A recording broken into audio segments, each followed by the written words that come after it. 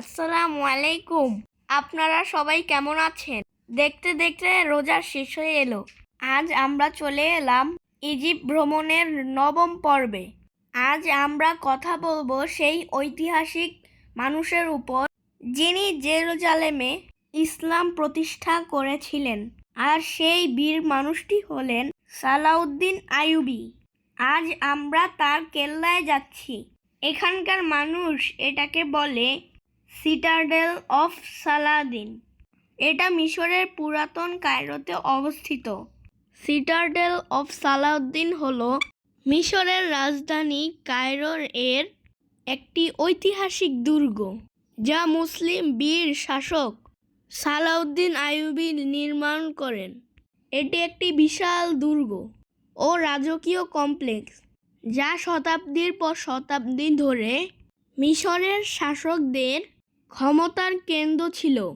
আমার সাথেই থাকুন।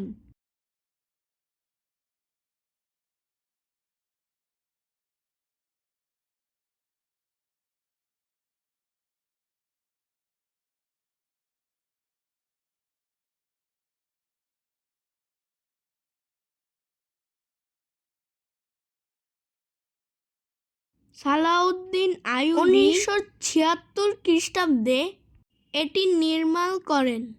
এটি তৈরি করার উদ্দেশ্য ছিল ওই সময় ক্রুসেডারদের আক্রমণ থেকে কায়রোকে রক্ষা করা। বহু বছর ধরে এটি ছিল মিশরের প্রশাসনিক সদর দপ্তর। এই দুর্গটির একটি বিশেষ বৈশিষ্ট্য হলো এটি পাহাড়ের উপর নির্মিত একটি কেল্লা, যেই কারণে পুরো কায়রো সিটিটা এখান থেকে দেখা যায়। এটা এর সৌন্দর্যের বড় একটি কারণ।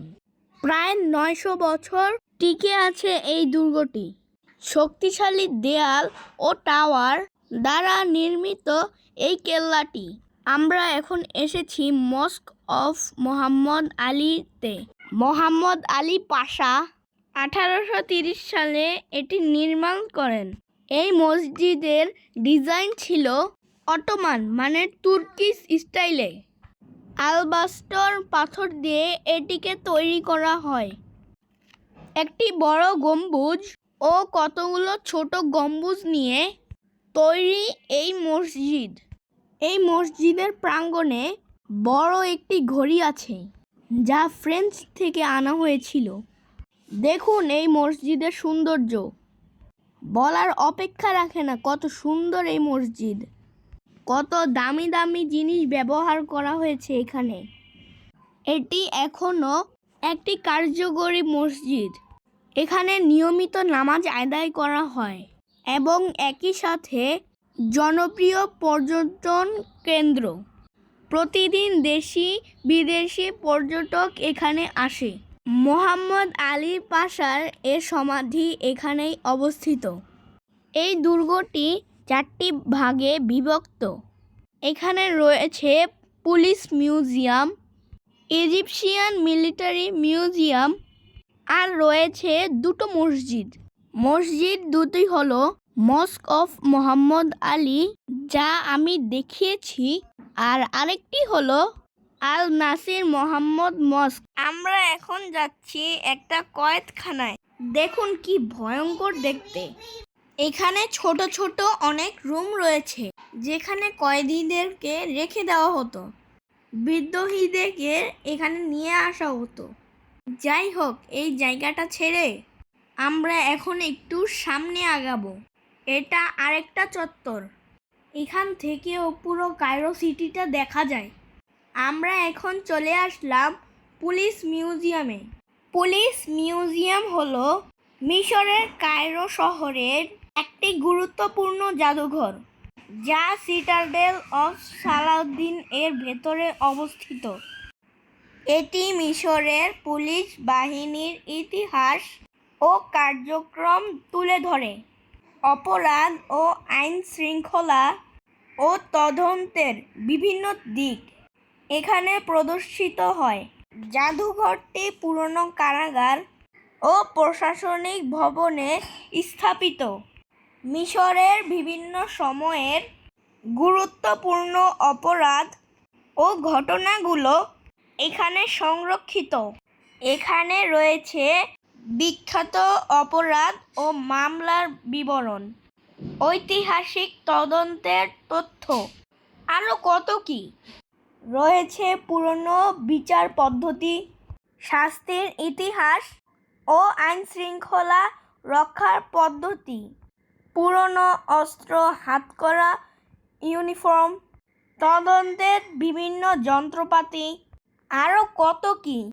আমার ভিডিওগুলো যদি আপনাদের ভালো লেগে থাকে তাহলে অবশ্যই লাইক এবং সাবস্ক্রাইব করে দিবেন।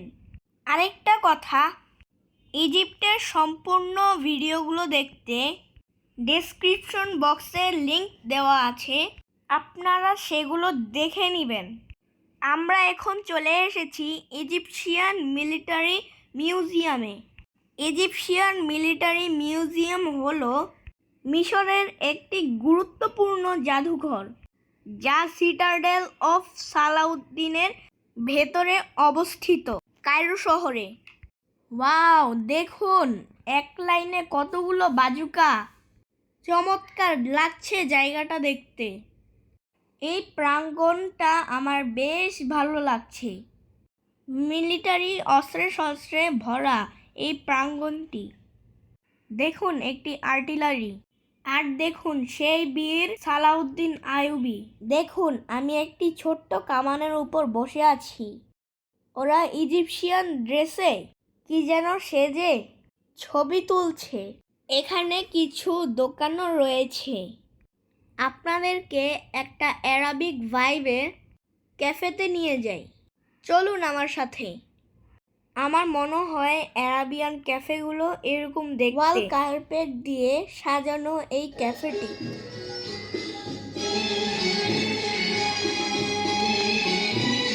ইনি হলেন মোহাম্মদ আলী পাশা।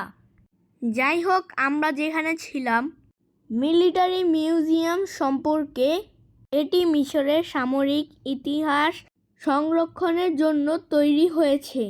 আমার পিছনে সালাউদ্দিন আইয়ুবীর মূর্তি, এছাড়া অনেক বীরের মূর্তিও আছে। সেনাবাহিনীর যুদ্ধ, অস্ত্র ও বীরদের ইতিহাস এখানে প্রদর্শিত হয়। জাদুঘরটি 200 শতকে প্রদর্শিত হয়। মোহাম্মদ আলী পাশা থেকে শুরু করে আধুনিক যুগ পর্যন্ত সামরিক ইতিহাস তুলে ধরা হয়েছে। তলোয়ার, বর্ম, ঢাল, পুরনো যুদ্ধের অস্ত্রশস্ত্র, আধুনিক সামরিক সরঞ্জাম যেমন বন্দুক, কামান, ট্যাঙ্ক, বিমান সবই আছে এখানে। আরব ইসরায়েলি ওয়ার সম্পর্কিত প্রদর্শনীও আছে এখানে। বিভিন্ন যুদ্ধের পেন্টিং ও ডায়োরামা আছে এখানে। বিভিন্ন যুগের সেনাবাহিনীর পোশাক, গুরুত্বপূর্ণ যুদ্ধ ও বিজয়ের বিবরণী সবই আছে এখানে। মামলুক সাম্রাজ্য, ওসমানীয় সাম্রাজ্য, এগুলোর বিভিন্ন সামরিক দিক রয়েছে এই জাদুঘরে। ফারাও রাজাদের কীর্তিকলাপ রয়েছে এখানে। দেখুন অ্যানসেন্ট ইজিপ্টের লোগোগ্রাফি রয়েছে এখানে। 4500 বছর আগের রাইটিং এগুলো। কিভাবে মানুষ ভাষার আদান প্রদান করত, দেখলেই অবাক লাগে। এই মিউজিয়ামটি এখন জনপ্রিয় পর্যটন আকর্ষণ হিসেবে পরিচিত। স্কুল, পর্যটক ও ইতিহাস প্রেমীরা এখানে ভ্রমণ করেন। দেখুন কত পাশাদের মূর্তি। পাশা মানে হলো যারা সুলতানের রাজপ্রাসাদের বিভিন্ন জরুরি কাজে নিয়োজিত থাকতেন। পাশারা ছিল সুলতানদের এক একটা চোখ, এজন্য তাদের অনেক গুরুত্বের সাথে দেখা হতো। যাই হোক, এই জাদুঘরটি নিয়মিত সংরক্ষণ সংস্কার করা হয় এখন। ইজিপশিয়ান মিলিটারি মিউজিয়াম মিশরের যুদ্ধ ইতিহাসকে জীবন্তভাবে তুলে ধরে। প্রাচীন যুদ্ধ থেকে আধুনিক সামরিক শক্তি পর্যন্ত। তো মিলিটারি মিউজিয়ামের কথা এখানেই শেষ করতে পারি। আমরা আবার ফিরে যাচ্ছি সিটাডেল অফ সালাউদ্দিন সম্পর্কে। তাহলে আপনারা পুরো ভিডিও দেখে কি বুঝলেন? এই পুরো সিটাডেলটি 4টি ভাগে ভাগ করা, 2টো মিউজিয়াম, 2টো মসজিদ। সিটাডেল অফ সালাউদ্দিন হলো এমন একটি জায়গা যেখানে ইতিহাস, ইসলামিক স্থাপত্য এবং যুদ্ধ কৌশলের এক অসাধারণ মিশ্রণ দেখা যায়। ইউনেস্কো এর বিশ্ব ঐতিহ্যের অংশ এটি। দেখুন পুরো সিটাডেলের একটি ডামি। সিটাডেল অফ সালাউদ্দিন পাহাড়ের অনেক উপরে তৈরি হওয়ার এটি একটি শক্তিশালী প্রতিরক্ষা ঘাঁটি ছিল।